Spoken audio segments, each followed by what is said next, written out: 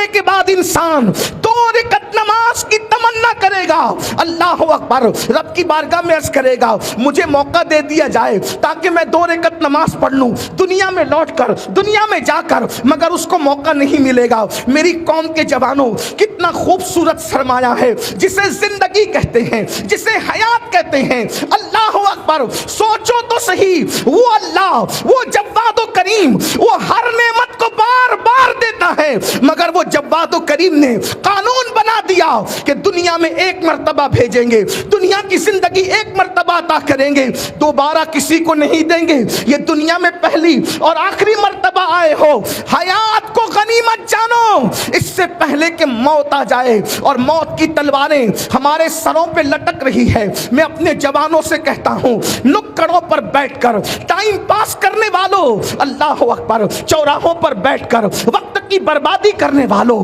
ہوٹلوں پر بیٹھ کر پکنک کے نام پر وقت کو ضائع کرنے والوں، وقت کی قدر کرو۔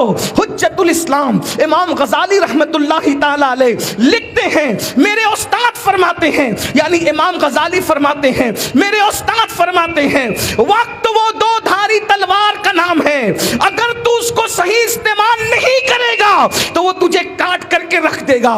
اللہ اکبر۔ امام راضی رحمت اللہ علیہ فرماتے ہیں، میرے استاد نے کہا، آپ کے استاد فرماتے ہیں کہ سورۃ العصر کی تفسیر میں نے برف بیچنے والے کو دیکھ کر کے سمجھی، وہ کس طرح سے برف بیچنے والا، اس کو نقصان کے لیے کچھ کرنا نہیں پڑتا، برف بیچنے والے کو نقصان کے لیے کچھ نہیں کرنا پڑتا، غافل ہوا برف پگھلتا چلا جائے گا، اس کا نقصان ہو جائے گا۔ ہوشیار برف بیچنے والا کون ہے؟ اللہ اکبر، کہ جلدی جلدی پگھلنے والا برف بیچ کر نہ ختم ہونے والے نہ پگھلنے والے سرمائے کو اکٹھا کر لے۔ جیسے برف فیکٹری سے نکلنے کے بعد پگھلتا ہی رہتا ہے اسی ہوا لگنے سے، اسی طرح انسان ماں کے شکم سے نکلنے کے بعد ہر لمحہ موت سے قریب ہو رہا ہے۔ میری قوم کے جوانوں، زندگی کسی کی بھی بڑھ نہیں رہی ہے، بلکہ ہر انسان کی زندگی گھٹ رہی ہے۔ 1 سیکنڈ کاٹا آگے بڑھتا ہے، ہمیں موت سے قریب کرتا ہے، 1 گھنٹہ آگے بڑھتا ہے، ہمیں موت سے قریب کرتا ہے،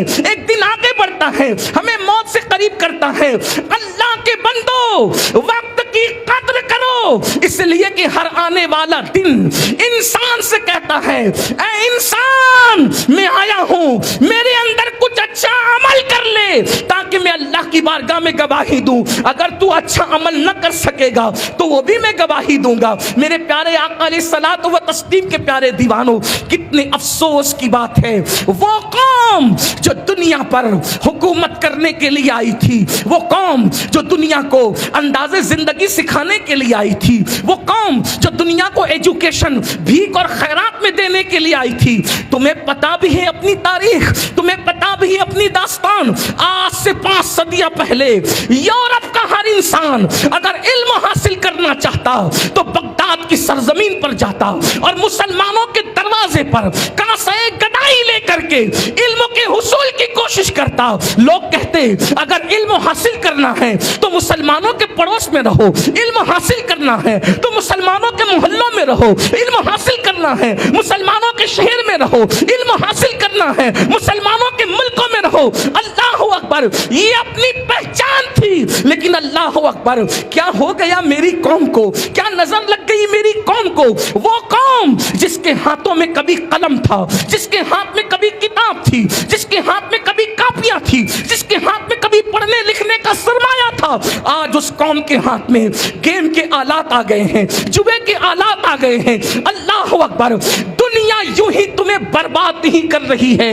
میرا اللہ ارشاد فرماتا ہے، ان اللہ لا یغیر ما بقوم حتی یغیر ما بانفسہم۔ اللہ رب العزت اس وقت تک کسی قوم کی حالت کو نہیں بدلتا جب تک وہ قوم خود اپنے حالات کو تبدیل نہ کرے۔ آج مسلمانوں کو دیکھنا ہو تو دیکھ لو، یا تو وہ گناہ کر رہے ہوں گے، یا تو وہ غیبت کر رہے ہوں گے، یا تو وہ گیم کھیل رہے ہوں گے، یا تو وہ عورتوں پہ بد نظری کر رہے ہوں گے۔ ابھی مفتی صاحب فرما رہے تھے قرآن کا مسلمان کیا ہے، لیکن قرآن کیا کہتا ہے؟ سچے مسلمانوں کو دیکھو تو گیم کھیلتے ہوئے نہیں، سچے مومنوں کو دیکھو تو جوا کھیلتے ہوئے نہیں، سچے مومنوں کو دیکھو کبوتر بازی کرتے ہوئے نہیں، سچے مومنوں کو دیکھو کتوں کو بہلاتے نہیں، سچے مومنوں کو دیکھو کسی پہ ظلم کرتے نہیں. مومن کی پہچان کیا ہے؟ تراہم رکعن سجدا یبتغون فضلا من اللہ ورضوانا. جب تم ان کو دیکھو گے یا تو ان کو رکوع کرتے دیکھو گے یا تو ان کو سجدے کرتے دیکھو گے. جب تک مسلمان رکوع میں رہا, سجدے میں رہا, دنیا غلام بن کر کے اس کے پیچھے پیچھے چلتی رہی. زندگی کو غنیمت جانو. بہت جلد ایک دن یہ زندگی کا خوبصورت سلسلہ موت کی لٹکتی ہوئی تلوار کاٹ دے گی. بے شک. میرا مال, میری دکان, میرا مکان, میرا کاروبار.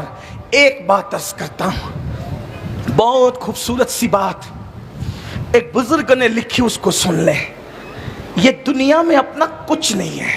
بے شک. حضور غوث پاک شیخ عبد القادر جیلانی رضی اللہ تعالیٰ عنہ فرماتے ہیں, جو تو کھا کے ہضم کر لے وہ تیرا ہے, جو تو پہن کر پھاڑ دے وہ تیرا ہے, اور جو تو اچھا عمل آخرت کے لیے بھیج دے وہ تیرا ہے.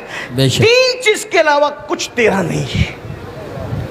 اور انسان ڈوب گیا دنیا میں, آخرت کو فراموش کر گیا. ایک مرتبہ کا واقعہ ایک بزرگ لکھتے ہیں, دو بھائی آپس میں زمین کے لیے لڑ رہے تھے. ذرا توجہ کر. جی جی. زندگی کی قدر نہیں کرو گے, اچھے اعمال نہیں کرو گے تو کیا ہوگا اندازہ کریں. دو بھائی لڑ رہے ہیں, یہ میری زمین, یہ تیری زمین, یہ اس کی زمین, یہ اس کی زمین. ایسے میں انہوں نے کیا دیکھا, ایک ٹوٹے ہوئے کٹورے کے چند ٹکڑے ہیں.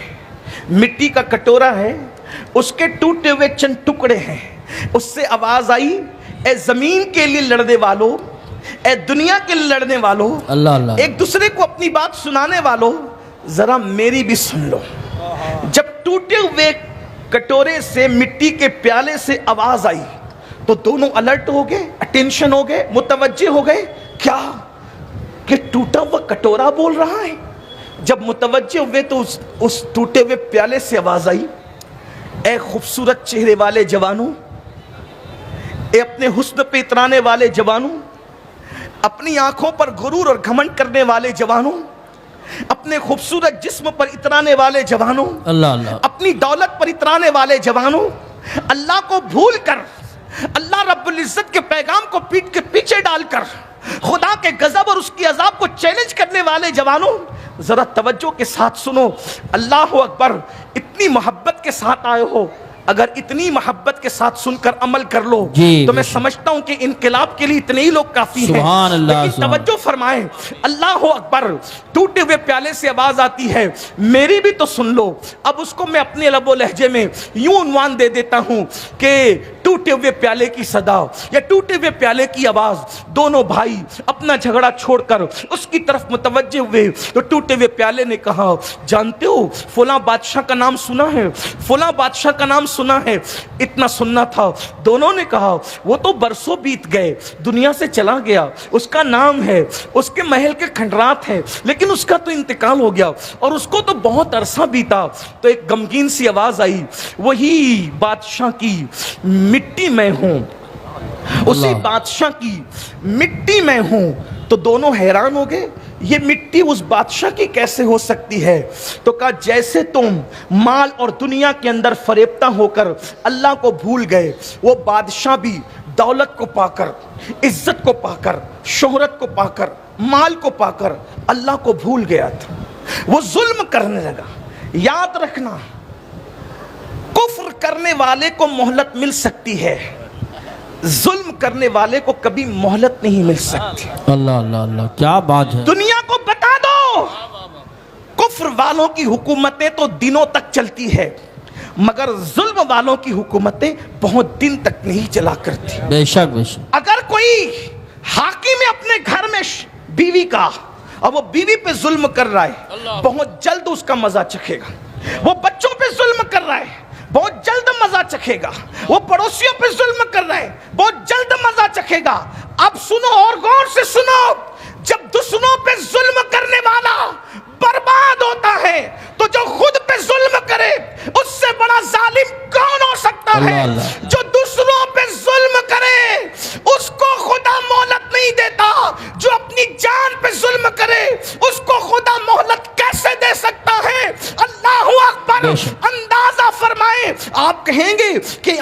آپ پہ ظلم کا مطلب کیا؟ تو قرآن کہتا ہے وَلَوْ أَنَّهُمْ إِذْ ظَلَمُوا، جو اپنی جانوں پہ ظلم کرے. تو پتہ چلا جانوں پہ ظلم کا مطلب کیا ہے. جانوں پہ ظلم کا مطلب یہ ہے کہ انسان گناہ کر کے اللہ کو ناراض کرے. یہ اپنے آپ پہ ظلم ہے. کیوں؟ دوسرے پہ ظلم کرے گا تو مارے گا، دوسرے پہ ظلم کرے گا تو کاٹے گا، دوسرے پہ ظلم کرے گا تو پیسہ چھینے گا، دوسرے پہ ظلم کرے گا تو حق تلفی کرے گا. لیکن جب گناہ کرے گا تو اپنے آپ کو جہنم کا مسافر بنائے گا، اپنے آپ کو جہنم کا ایندھن بنائے گا. یاد رکھنا، چھینا ہوا پیسہ واپس ہو سکتا ہے، چھینا ہوا پیسہ واپس ہو سکتا ہے، مارنے کے بعد معافی تلافی ہو سکتی ہے، لیکن گناہ کر کے آپ نے آپ کو جہنمی بنا لیا. اس کا حل کیا ہے؟ اپنے آپ پہ ظلم کر رہا ہے مسلمان تو وہ بادشاہ کی مٹی، بکھری ہوئی مٹی سے، اس کٹورے سے، ٹوٹے ہوئے کٹورے سے آواز آتی ہے کہ وہی بادشاہ کی میں مٹی ہوں. کیسے؟ کہ اللہ کو وہ بھول گیا، اور جب اللہ کو بھول گیا تو پھر اللہ نے اس کو غفلت میں موت عطا کی. وہ مر گیا اور مرنے کے بعد اس کو دفن کر دیا گیا. صدیوں میں نیچے کی مٹی اوپر آئی، صدیوں میں نیچے کی مٹی اوپر آئی، اور اس مٹی کو کیا انجام سے گزرنا پڑا. اس پہ لوگوں نے پاخانہ کیے، اس پہ لوگوں نے پیشاب کیے. اللہ کو بھولنے والوں، اللہ نہ کرے اپنے ساتھ بھی یہ ہو سکتا ہے کہ اپنی بکھری ہوئی مٹی پہ بھی لوگ پاخانہ کر سکتے ہیں، گندگی کر سکتے ہیں، پیشاب کر سکتے ہیں، بکریاں لید کر سکتی ہے، کتے پیشاب کر سکتے ہیں. اور یاد رکھنا، مٹی مٹی میں ملنے سے احساسات ختم نہیں ہوتے. آقا علیہ السلام نے فرمایا جس چیز سے زندے کو تکلیف پہنچتی ہے اسی چیز سے مردے کو بھی تکلیف پہنچتی ہے. تھوڑا تصور میں لاؤ، تھوڑا تصور میں لاؤ، نرم نرم گدوں پہ لیٹ کر زنا کی فلمیں دیکھنے والوں، ذرا تصور میں لاؤ کرکٹ کے نام پر جوا کھیلنے والوں، ذرا تصور میں لاؤ بہنوں کا حق دبانے والوں، ذرا تصور میں لاؤ کانوں میں ایئر فون لگا کر گانے سننے والوں. مرنا تو ہے. جب اپنی مٹی پہ کتے پیشاب کریں گے کیا ہوگا؟ جب اپنی مٹی پہ سور پیشاب کریں گے، اللہ نہ کرے، اللہ کی امان، معاذ اللہ ثم معاذ اللہ، ممکن ہے وہ غیور خدا، غیرت والا خدا، وہ جس کو جو چاہے عذاب دے، اس کو عذاب سے کوئی روک نہیں سکتا. اور اس کی شان غیرت یہ ہے اگر وہ چاہے تو اسم اعظم دے کر اسم اعظم چھین لے، اور جس کی زبان پہ اسم اعظم جاری ہوتا ہے پھر اس کی زبان کو کتے کی طرح لٹکا دے، پھر قیامت تک قرآن میں اس کا ذکر بھی بیان کر کے اس کو ذلیل و رسوا کر دے. بے شک ہے نا؟ کتنا مقرب تھا وہ جسے بلعم باور کہتے ہیں. فرشتے جس اسم اعظم کو پڑھ کے آسمانوں پہ جاتے ہیں اور جس اسم اعظم کو پڑھ کے زمینوں پہ آتے ہیں، وہ اسم اعظم کس کو یاد تھا؟ بلعم باور کو یاد تھا، ہے نا؟ بلعم اس کا نام تھا. بنی اسرائیل کی اولیاء میں لوگ اس کو شمار کرتے تھے، لیکن قدرت نے اس کو ولیوں میں شمار نہ کیا. دنیا کے چکر میں اور مال کے چکر میں وہ نبی کا دشمن بنا، نبی کے خلاف بددعا کی دنیا کے مال کی وجہ سے. یہ بات بھی آپ کو بطور نصیحت کہتا ہوں، حالانکہ میں نصیحت کے قابل نہیں، لیکن بطور یاد رکھنا، پوری دنیا ایک پلڑے میں رکھ دی جائے اور نبی کی بغاوت پر آمادہ کیا جائے تو نبی ہے. کبھی نبی کی نالین کے خلاف بھی بولنے کی کوشش مت کرنا. جی بے شک بے شک. اس لیے کہ جو نبی کی نالین کی گستاخی کرے، فتاوی عالمگیری کے مصنفین اس کے لیے حکم صادر کرتے ہیں کہ جس نے نالین مصطفیٰ صلی اللہ علیہ وآلہ وسلم کی گستاخی کی وہ کافر ہو گئے.